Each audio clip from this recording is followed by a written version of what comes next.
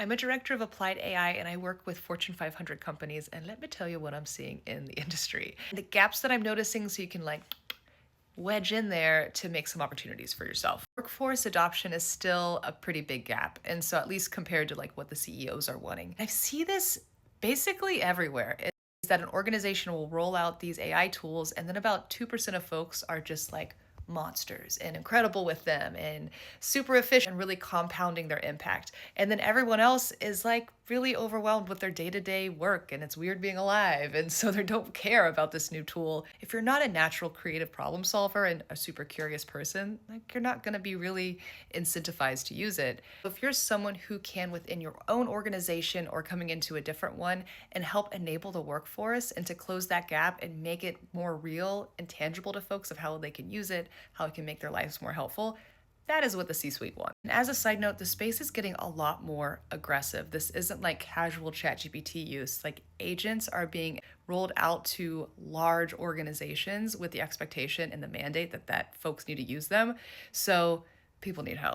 Another big gap that lives a layer up from that is centralized knowledge for a business. Typically, the larger the organization, the more siloed it is, and that isn't going to work with AI. AI accelerates where the direction you're going. So if you're all kind of living in your own worlds, going different directions, it's going to make more of a problem. So the value that you can bring to companies is not just enabling folks, that's a job in itself, but it's really helping businesses centralize their workflows. Think about what are the first principles of what they're actually trying to accomplish. A lot of workflows are built with humans in mind and people eyes and not for machines. So it's really to strip down of what is really the needed input and output and then help them redesign it with machines. Another big shift and gap and opportunity for you, if you so choose to fill it, is that businesses have been set up, and especially their marketing, is to market to human beings. In the past, you could run different channels. So from a marketing perspective, you could kind of be saying a couple things across pages on your site, and then you would get organic search results. So you would pop up when someone's searching for something about your business, or your social channels. They could all kind of they would be related, but live in their own worlds.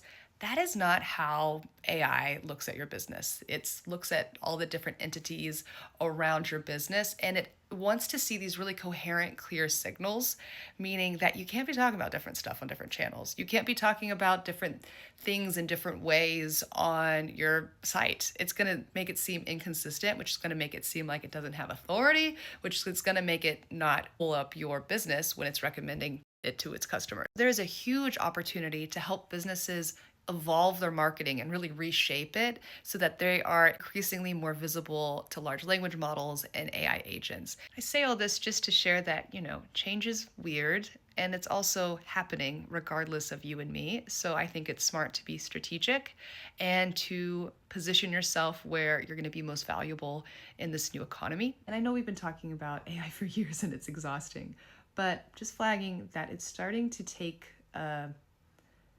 heat up. And I think it would be very fruitful for you to get in on it now.